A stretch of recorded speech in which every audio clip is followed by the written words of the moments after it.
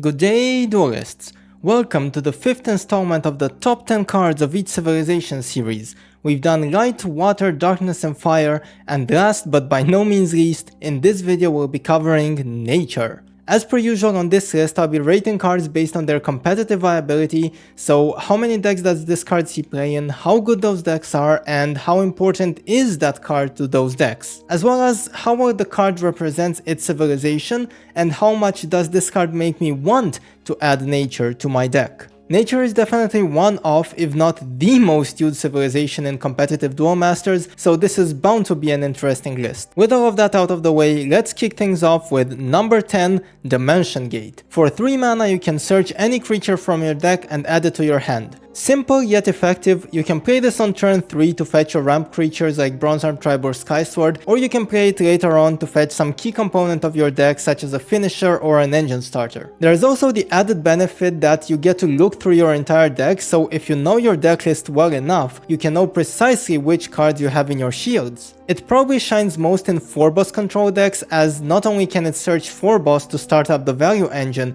but it can also be searched by 4-boss, which essentially gives 4-boss access not only to spells but indirectly to creatures as well. So why is it only number 10? Well, in general, spells are more flexible than creatures, so in many decks searching for spells with something like Logic Cube is preferred, but honestly I think the main drawback of Dimension Gate is that it is Nature civilization. There are many insane Nature cards out there, as we will see, which makes green slots for decks very competitive, and that sadly means that Dimension Gate just doesn't fit into that many decks. Still a good card, don't get me wrong, but I cannot put it any higher on the list. Quick honorable mention to Rumbling Terrorhorn, which also searches for creatures while being a creature itself, but Dimension Gate does see more competitive play, which is why it made the list instead. Number 9. Factory Shell Q.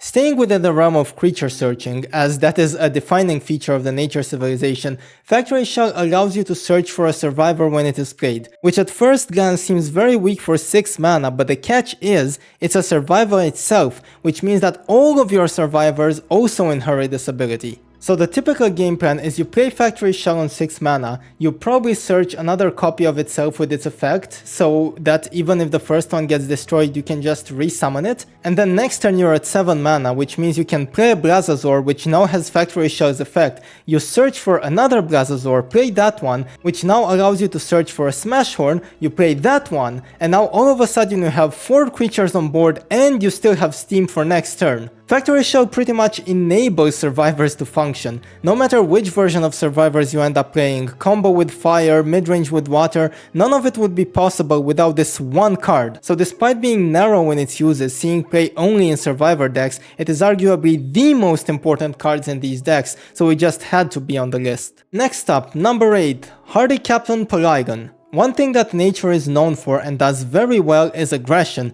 and spoiler alert, we'll be seeing quite a lot of that in this list, and Polygon is a great example of this. Attacking 1-drops are fundamentally dangerous in Duel Masters, maybe more so than in any other card game, because well, a creature played on turn 1 can easily take 1, 2, 3 shields by itself, and that's already halfway through to victory. In the case of Polygon, it's not as fast because of its effect to return to hand after breaking a shield, so essentially instead of taking a shield every single turn, it can take one every 2 turns. And while that's quite a bit worse, it does have some upsides that make up for it. For once, it only returns to hand if it breaks a shield, but it can attack creatures all at once. And with its 2000 power it means it can freely trade into things like Braid Claw, Emerald, Bronze Arm Tribe and so on. In addition, while returning to hand is a downside in general, it also comes with protection from being traded into and from board clears. So for example, if your opponent has a Rotos on board, if you have a Deadly Fighter, it attacks, breaks a shield, and then dies, whereas Polygon attacks, breaks a shield, and then goes to hand, and next turn it's right back. A special mention to its interaction with Mikey's Pliers, which turns it into a 1-mana Pyrofighter Magnus,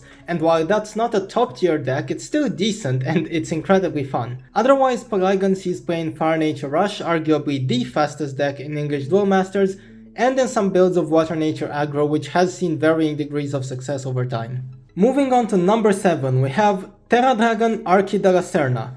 This big boy summons itself when discarded during your opponent's turn, and while other cards with this effect do exist, the Lacerna alone is a double breaker, which means it puts that much more pressure on the opponent if its effect resolves. Playing a Cranium Clamp on curve only to discard your opponent's De Lacerna is most often game losing. I mean, think about it, if you used all your mana on turn 4, your opponent probably has a couple of creatures on the board by that point, and then he gets a free double breaker. Your shields next turn are just all gone. Which is why good players might think twice about clamping against certain decks. And that's the interesting and quite unique part about Archi de Lacerna. Yes, it is played in tempo decks that can use hand protection, for example Arizonius or Arcadia's decks, but it doesn't need to be in the deck for its presence to be felt. You just need to make your opponent think that it's in the deck, and you might soon find them charging their clamps or lost souls instead of playing them. And that's the reason why this card is on the list. Its impact on Duel Masters gameplay is undeniable whether it's actually played or not. Notably though, it doesn't really represent the nature civilization. In fact, since its effect doesn't care about whether you have green mana or not, it's often played as a one-of in decks that don't play nature at all, which is why it just cannot be any higher on this list than number 7. Number 6. Sniper Mosquito. We talked about nature aggression and how oppressive attacking 1-drops can be, and Sniper Mosquito is yet another example of that. Unlike Hardy Capon from before, this one can attack every single turn, but it puts you 1 mana back every time it does so. And while that can be a downside early on while you're trying to ramp up to higher mana counts, later on in the game, with aggressive decks especially, you reach a point where you have enough mana for your deck to operate, and that point can be as early as 3 mana for something like Fire Nature Rush. And once you've reached that point, the fact that you are getting a new hand card every time it attacks all of a sudden becomes a sizable upside instead. A typical use case is charging your speed attackers or evolution creatures early on, playing out your 1 and 2 drops, then using Sniper Mosquitoes to return those finishers to hand and keeping up the aggression without running out of steam. Sniper Mosquito is just an incredibly strong card, and I feel it's one of the main reasons aggressive nature-based decks choose to run nature in the first place, so by all means it deserves a high spot on this list. There are just a few cards that I felt I had to put higher. Number 5. Quixotic Hero Swinesnout. A possible candidate for the strongest 2-drop in Duel Masters, the pig gets 3000 power for the turn every time a creature is summoned. And since players generally want to summon creatures, most of the time this would just be a 2 mana 4000 creature, which is just a crazy good cost to power ratio. Especially since 4000 is already entering boss monster territory.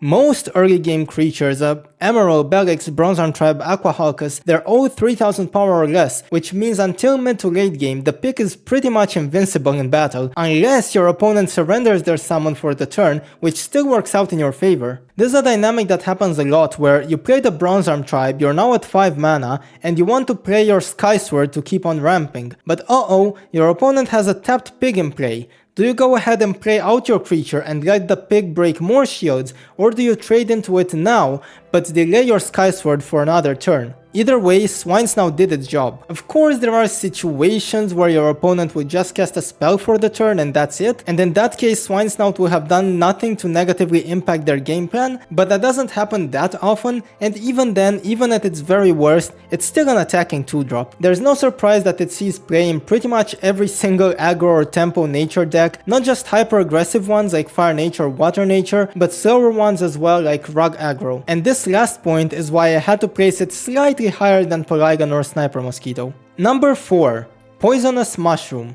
This card has so much going for it. First of all, it's an attacking 2-drop, and like I said before, that's just a decent baseline. But then, it also ramps you up in mana, and mana ramp is just a crazy good effect in Duel Masters, and well, in most card games honestly. It does cost you 1 card in hand in order to do so, but that's well worth it for many decks. Aggressive decks, for example, their plan is to dump their hand and start hitting the opponent in the face as soon as possible, so Poisonous Mushroom fits right into that game plan. For Fire Nature Rush especially, it enables these disgusting starts where you can play a 1-drop on turn 1, then on turn 2 you can play a Poisonous Mushroom, charge again and play another 1-drop, and just like that already on turn 2 you have 3 mana and 3 creatures on board, which is just such an explosive game state. As an added bonus, it also allows your Sniper Mosquito that you played the turn before to attack without worrying too much about its downside. But even beyond aggressive decks, ramping up to 4 mana with a body on board means on turn 3 you can soul swap in a Mist-Rias, and the turn 3 Rias is very difficult to answer, and this engine occasionally sees play in decks like Halfar's Arcadias list. And because of this added flexibility, I decided to put Poisonous Mushroom above all other aggro-centric nature cards we've seen so far. Number 3. Fortress Shell. Now let me tell you, I played a whole bunch of Duel Masters as a kid, and when I rediscovered the game just a few years ago and started to take a look at the competitive landscape, I could not believe that Fortress Shell was a good card. I mean, yeah, burning 2 mana is a nice effect, but 9 mana? That is just a crazy high price to pay. At that kind of cost, you'd expect a card to just outright win you the game. And the crazy part is, Fortress Shell kinda does. I mean, yeah, burning 2 mana is not game winning, but what about burning 4? Burning 6? What about 2nd, 3rd fortress? I mean, sure, it takes a while to play out multiple fortress shells, but eventually you will play them, so it creates this clock for the opponent to race you down or they will eventually lose. It creates the ultimate late game win condition, so if you're hoping to beat fortress decks, your deck better be good enough to do it fast enough before fortress gets to that critical point. But there is another piece of the puzzle we are currently missing. You know how Fortress Shell costs 9 mana? Wouldn't it be great if you could get that effect for 3? Of course, I'm talking about Soul Swap. We may or may not be looking at this card later down the list, but it's impossible to fully appreciate Fortress Shell without mentioning this card. For 9 mana, you could be playing 1 Fortress Shell and burn 2 mana, but you could also be Soul Swapping a Fortress Shell in and out 3 times and burn 6 mana. And that's almost impossible to recover from. It's no surprise that there are dedicated mana burn decks that Fortress Shell enables, most notably Light Water Darkness Nature Fortress Control, but also things like Light Fire Nature Turbo Burn. But even outside of those dedicated burn strategies, lately people have been figuring out that you can add 1 or 2 copies of Fortress in any Soul Swap deck, such as Phobos Control or Light Dark Nature Control, and for the cost of just 1 or 2 deck slots, you gain that late game inevitability, and so it forces your opponent to act faster. The meta impact of Fortress Shell is undeniable, and as such I think it's well worthy of the number 3 spot. Number 2. Bronze Arm Tribe. A very innocent looking card released all the way in base set. All it does is give you 1 mana when it is played.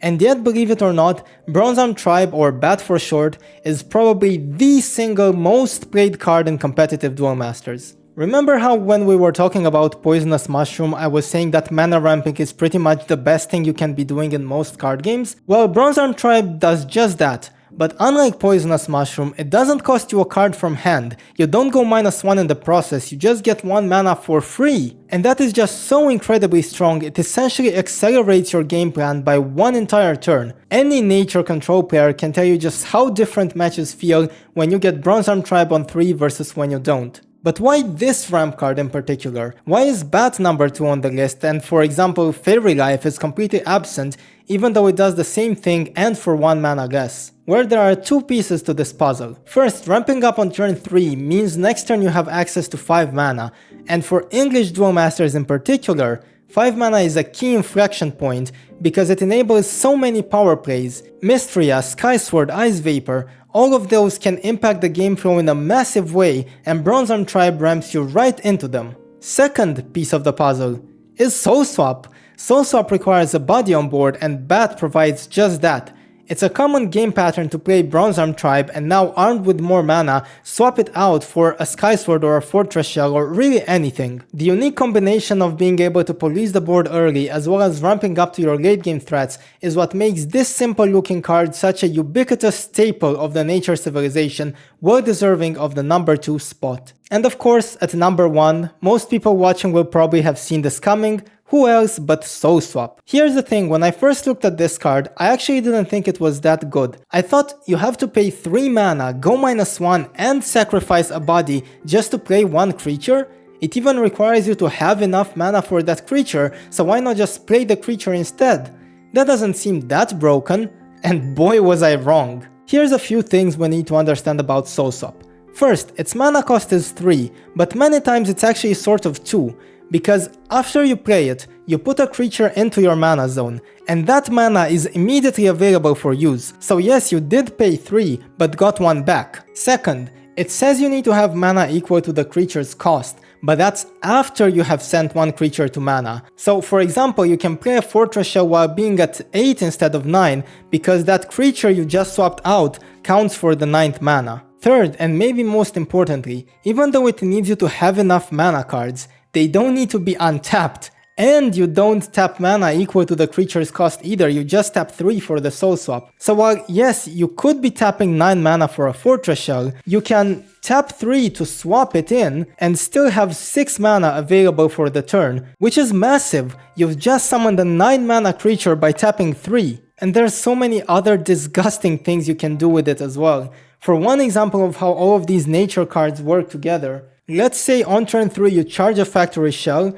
you tap 3 and play your Bronze Arm Tribe. It gets you a mana. Now on turn 4, you charge up and you are at 5 mana. You can now tap 3 to play Soul Swap. You swap out your Bronze Arm Tribe, which puts you at 6 mana, which means now you can play the Factory and still have 3 mana available, which means you can, for example, use Factory Shell's effect to search a Smash Horn, tap the Bronze Arm Tribe you just charged for nature mana, play the Smash Horn, search another survivor with Factory Shell's effect, and all of a sudden you just summon 2 things, you search 2 more, you're threatening an explosive turn next turn unless Factory Shell is dealt with, and even if it is, you probably search another one.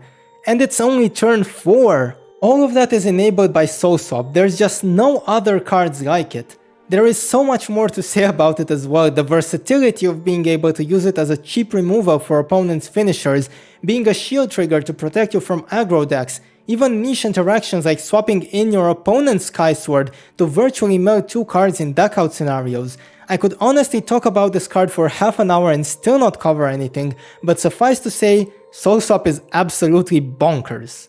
Printing it as is was arguably a mistake, should have probably been 5 mana or even more, but alas, this is the version we got, and I think it's undeniably, unquestioningly, the one best nature card in English Duel Masters. One final note, Bronze Arm Tribe does theoretically see play in more decks, because every deck that runs Soul Swap also runs Bat since it's the perfect swap target, but not necessarily the other way around, so there are decks, mostly faster lists, that have Bat but not Soul Swap, or at least not at max copies. But this top 10 list is for the best nature cards, not the most played ones, and although there's certainly a correlation there, it's not always 1-to-1. So that is why we have Soul Swap at 1 and Bronze Arm Tribe on 2 and not the other way around. And that's it, that's the list. One more time, we have from good to better: Dimension Gate, Factory Shell Q, Hardy Capon Polygon, Terra Dragon Archie de la Serna, Sniper Mosquito Fortress Shell, Quixotic Hero Swine Snout, Poisonous Mushroom, Bronze Arm Tribe, and finally Soul Swap. Do you agree or disagree with my picks? Let me know what you think in the comments. As usual, I'm always eager to hear your opinions. Until next time, duelists, see ya and take care.